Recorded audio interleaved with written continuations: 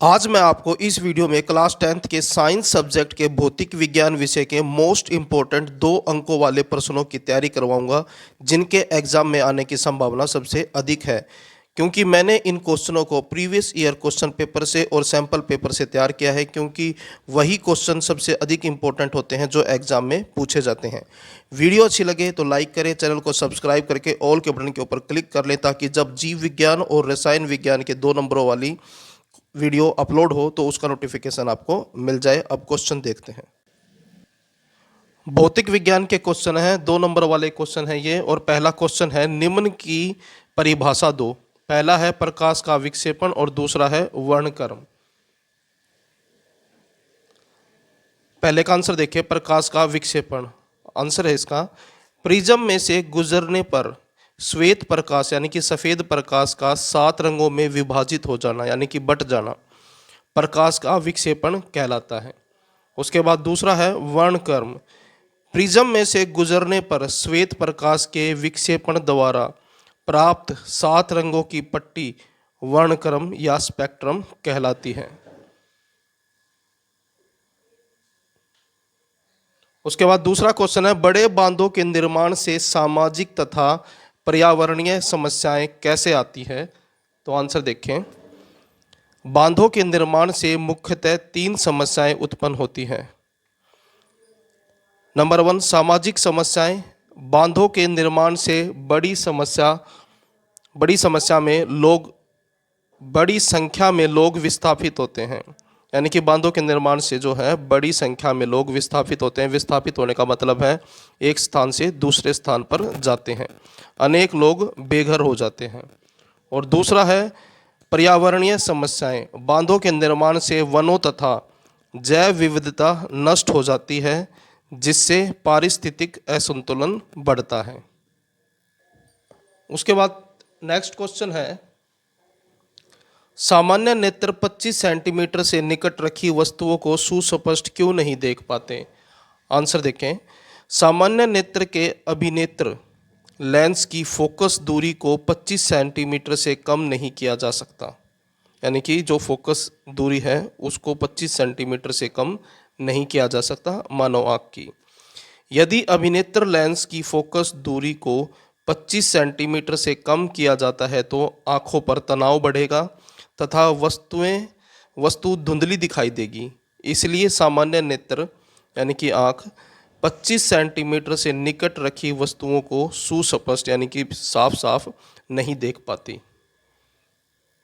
Next question है question number 4, पुनः उपयोग पर्यावरण संरक्षण में कैसे उपयोगी है। आंसर देखें, पुनः उपयोग का अभिप्राय है वस्तुओं का दोबारा उपयोग करना।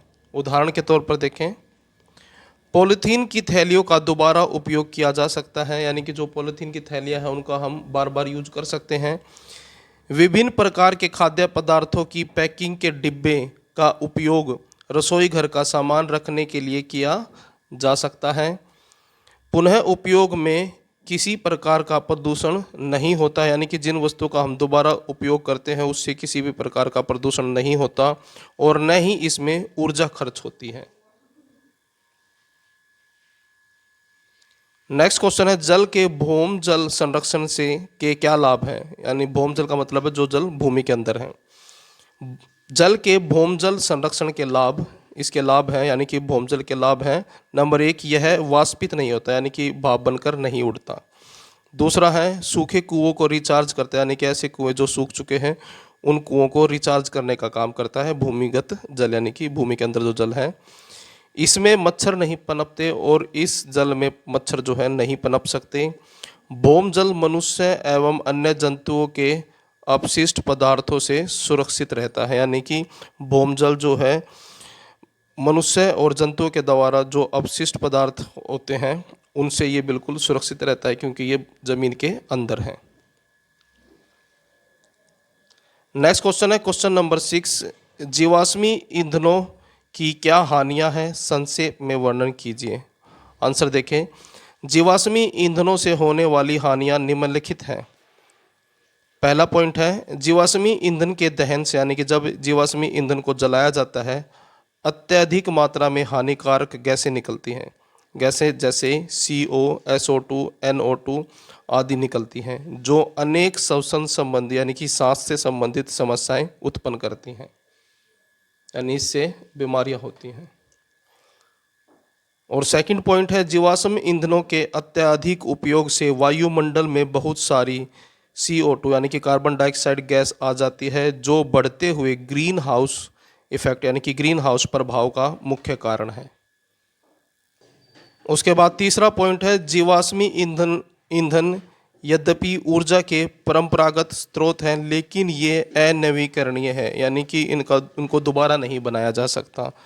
यानी कि जो पेट्रोल, डीजल, कोयला वगैरह हैं, ये प्रकृति में अपने आप बनते हैं, इनको हम दोबारा नहीं बना सकते, इनका पुनः पूर्ण नहीं हो सकता, यानी कि एक बार ये समाप्त हो गए तो इनकी दोबारा पूर्ति नहीं हो सकती।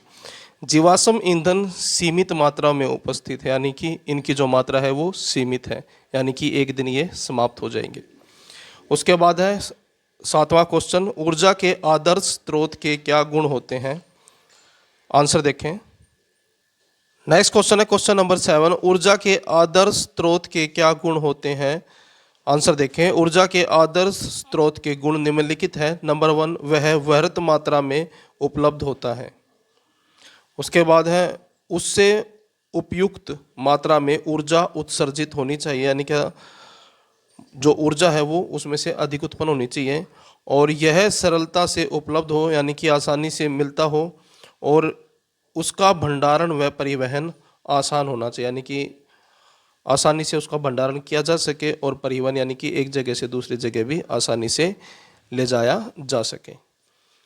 उसके बाद नेक्स्ट क्वेश्चन है क्वेश्चन नंबर 8, 400 वोल्ट का कोई विद्युत रेफ्रिजरेटर 10 घंटे प्रतिदिन चलाया जाता है, ₹4 यानी कि 4 रुपये प्रति किलोवाट घंटे की दर से इसे 30 दिन चलाने में ऊर्जा की लागत को परिकलित कीजिए।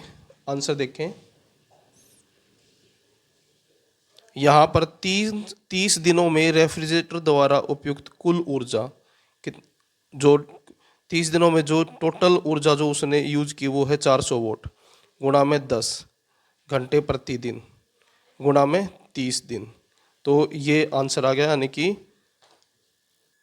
1,20,000 वोट आवर, और इसको हम किलो वोट आवर में कन्वर्ट करेंगे तो 120 किलो वोट आवर हो जाएगा। 30 दिन तक रेफ्रिजरेटर को चलाने में उपयुक्त ऊर्जा का मूल्य, तो मूल्य निकालना यानी कि कितना खर्चा आया, तो 120 किलोवाट घंटा गुणा में 4, तो आ जाएगा 480 रुपये उत्तर।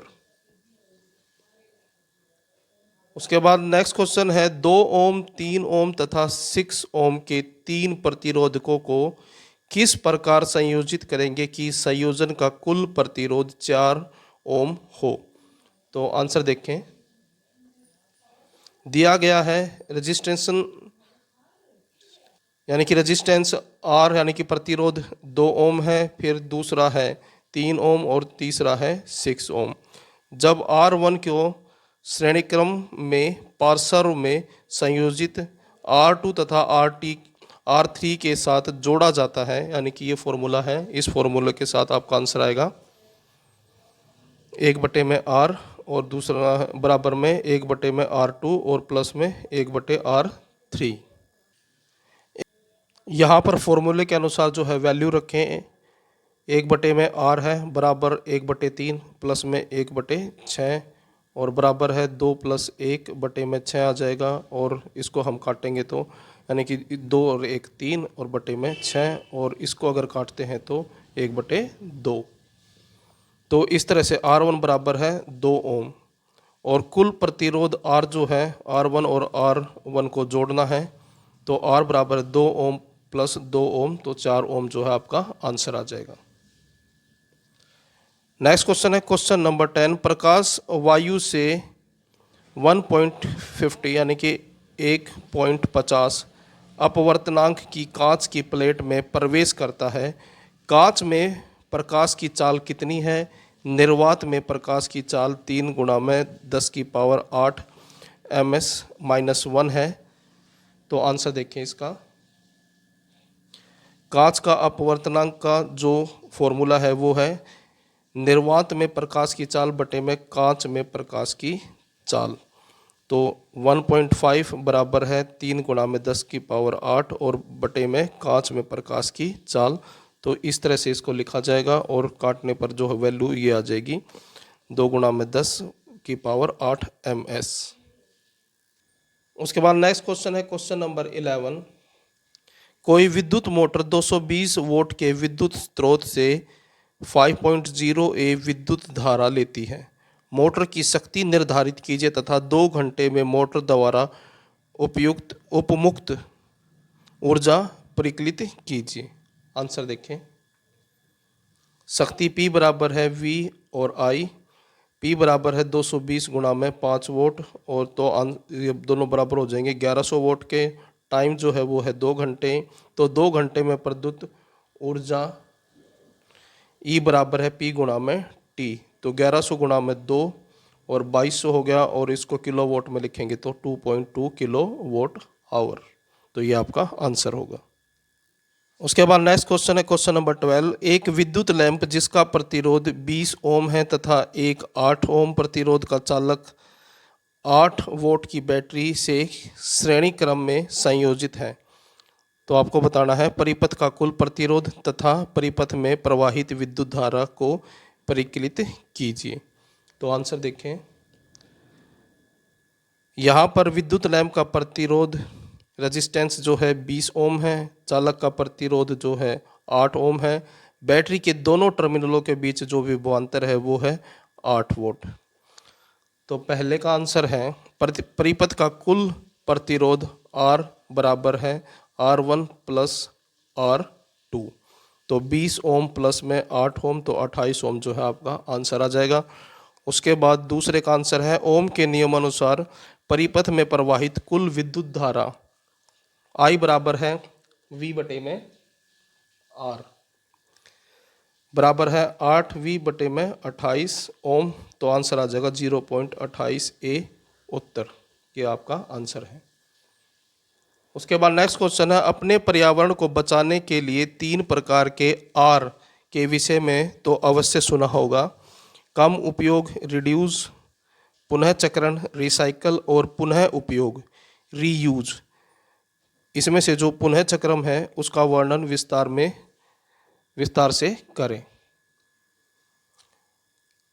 कम उपयोग का मतलब होता है कि किसी वस्तु का जो है धीरे धीरे यानी कि कम मात्रा में उपयोग करें ताकि वो वस्तु जो है लंबे समय तक चल सके।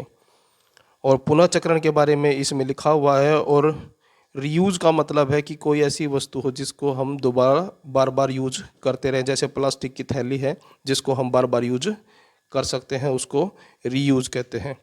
अब पुनः चक्रण देखें।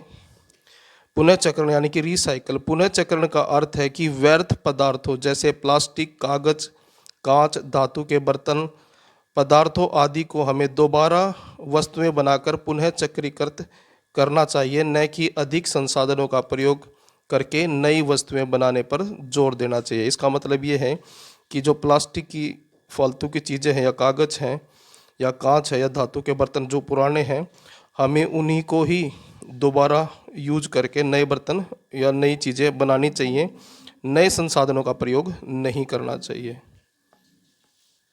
नेक्स्ट क्वेश्चन है तरंग ऊर्जा क्या होती है, संक्षिप्त वर्णन कीजिए। आंसर देखें। तरंग ऊर्जा महासागरों की सतह पर बहती हुई पवन जल तरंगों में परिवर्तित हो जाती है। यानी कि समुद्रों के ऊपर जो हवा चल रही है उस हवा की वजह से समुद्र में लहरें उत्पन्न होती हैं। जल तरंगों के अनुदिश गति करती हुई जल की विशाल मात्रा में उच्च परिमाण में गतिज ऊर्जा निहित होती है। यानी कि जो समुद्र की लहरें होती हैं उसमें गतिज ऊर्जा होती है क्योंकि वो बह रही हैं। यह महासागरीय ऊर्जा का एक रूप है। यानी कि ये महासागरीय ऊर्जा का एक रूप है जिसमें ऊर्जा स्वयं को प्रकट करती है। तरंग ऊर्जा द्वारा व्यापारिक स्तर पर विद्युत उत्पन्न करने के लिए कई प्रकार की युक्तियों का विकास किया गया है। यानी कि तरंग ऊर्जा जो है यानी कि जो लहरें हैं उसका उपयोग करते हुए व्यापारिक स्तर पर यानी कि व्यापार के तौर पर विद्युत उत्पन्न की जाती है। यानी कि व्यापार करने के लिए यानी कि जो बिजली बेची जाती हैं तो उसके लिए विद्युत उत्पन्न करते हैं। तो इसके लिए कई प्रकार की युक्तियाँ यानी कि कई प्रकार के तरीके जो हैं विकसित किए गए हैं, जैसे सतही तैरते हुए उपकरण यानी कि समुद्र की सतह पर तैरते हुए उपकरण। उसके बाद है हिलते हुए जल स्तंभ, और तीसरा है केंद्रीय उपकरण। उसके बाद नेक्स्ट क्वेश्चन है क्वेश्चन नंबर 15। 100 वाट का कोई विद्युत पंखा 10 घंटे प्रतिदिन चलाया जाता है। 4 रुपये प्रतिदिन किलोवाट घंटे की दर से उसे 30 दिन चलाने में ऊर्जा की लागत को परिकलित कीजिए। आंसर देखें। विद्युत पंखे की शक्ति P बराबर है 100 वोट। 30 दिन में कुल समय तो यहाँ पर बराबर है 10 घंटे गुणा में 30, तो 300 घंटे हो गए। तो पंखे द्वारा खर्च ऊर्जा जो है ये एनर्जी निकालनी है P गुणा में T। तो E बराबर है 100 वोट गुणा में 300 आवर, और ये बन जाएंगे 30,000 वाट आवर। और यहाँ पर E जो है इसको हम किलो वाट आवर में कन्वर्ट करेंगे तो 30 हो जाएगा। तो 1 किलो वाट घंटा की लागत जो है 4 रुपये है, तो 30 किलो वाट घंटे की लागत होगी 4 गुणा में 30, तो 120 रुपये जो है आपका आंसर आ जाएगा। उसके बाद नेक्स्ट क्वेश्चन है क्वेश्चन नंबर 16। उस लेंस की फोकस दूरी ज्ञात कीजिए जिसकी क्षमता 2.0 D है। यह किस प्रकार का लेंस है? आंसर देखें। लेंस की क्षमता P बराबर है पॉजिटिव 2.0 D। लेंस की फोकस दूरी F निकालनी है।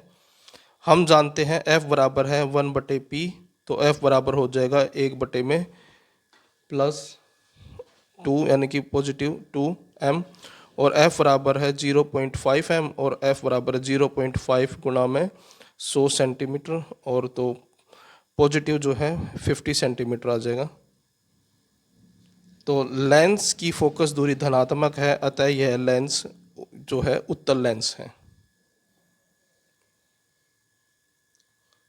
नेक्स्ट क्वेश्चन है क्वेश्चन नंबर 17। हम वाहनों में उत्तल लेंस को पश्चात दृश्य का मतलब होता है पीछे देखने के रूप में वरीयता यानी कि महत्व क्यों देते हैं? यानी कि गाड़ियों के अंदर जो है पीछे देखने के लिए उत्तल लेंस जो है क्यों यूज किया जाता है? आंसर देखें। उत्तल दर्पण का वाहनों में पाश्चात्य दृश्य दर्पण के रूप में प्रयोग किया जाता है। इसके निम्नलिखित कारण हैं। नंबर 1, इसमें प्रतिबिंब वस्तु से आकार में छोटा बनता है, यानी कि जो प्रतिबिंब बनेगा वस्तु का वो आकार में छोटा बनेगा। उत्तल दर्पण द्वारा बनाया प्रतिबिंब आभासी एवं सीधा बनता है। उसके बाद है इसका दृष्टि क्षेत्र भी बहुत अधिक होता है, यानी कि ज़्यादा एरिया को कवर करता है, जिसके कारण पाश्चात्य दृश्य के बहुत बड़े भाग को देखा जा सकता है, यानी कि पीछे के बहुत बड़े भाग को देखा जा सकता है उत्तल लेंस में। तथा ड्राइवर सुरक्षित रूप से वाहनों को चला सकते हैं, जिससे कि ड्राइवर जो है सुरक्षित रूप से वाहन यानी कि गाड़ी को चला सकते हैं। उसके बाद नेक्स्ट क्वेश्चन है किसी 6 ओम के प्रतिरोधकों से 125 जूल ऊष्मा प्रति सेकंड उत्पन्न हो रही है। प्रतिरोध के सिरों पर विभवांतर ज्ञात कीजिए। तो प्रतिरोध जो है 6 ओम है, ऊष्मा जो है 125 जूल है, टाइम जो है 1 सेकंड है, विभवांतर ज्ञात करना है।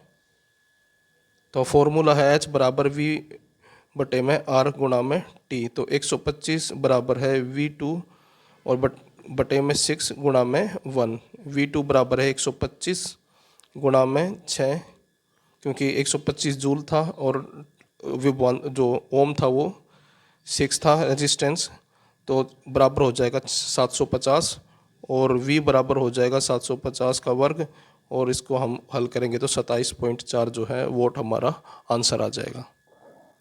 तो ये थे आपके क्लास 10th के भौतिक विज्ञान के मोस्ट इंपॉर्टेंट क्वेश्चन जिनके एग्जाम में आने के ज़्यादा चांसेस हैं। वीडियो अच्छी लगे तो लाइक करें, चैनल को सब्सक्राइब करके ऑल के बटन के ऊपर क्लिक कर लें, ताकि जब जीव विज्ञान और रसायन विज्ञान के 2-2 नंबर वाले क्वेश्चनों की वीडियो अपलोड हो तो उसका नोटिफिकेशन आपको मिल जाए।